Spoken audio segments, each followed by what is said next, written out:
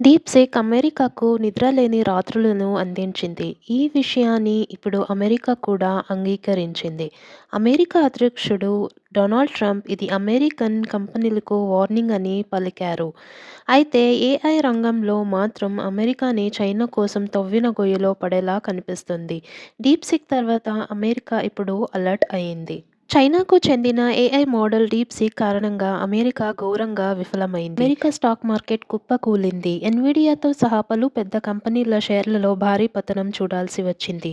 Nvidia ఒక్కటే దాదాపు $600 billion నష్టపోయాయి. DeepSeek వృద్ధి వల్ల చైనా ఖచ్చితంగా లాభం పడుతుంది. కానీ అమెరికాకు మాత్రం భారీ నష్టం వాటిల్లుతుంది. అంతేకాదు అమెరికా అధ్యక్షుడు డొనాల్డ్ ట్రంప్ వార్నింగ్ ఇవ్వాల్సిన స్థాయికి చేరింది. నిపుణుల అభిప్రాయం ప్రకారం చైనాకు చిప్ ఎగుమతిపై అమెరికా విధించిన నిషేధం అమెరికాకే ఎదురుదెబ్బ కొట్టేలా ఉందని చెబుతున్నారు.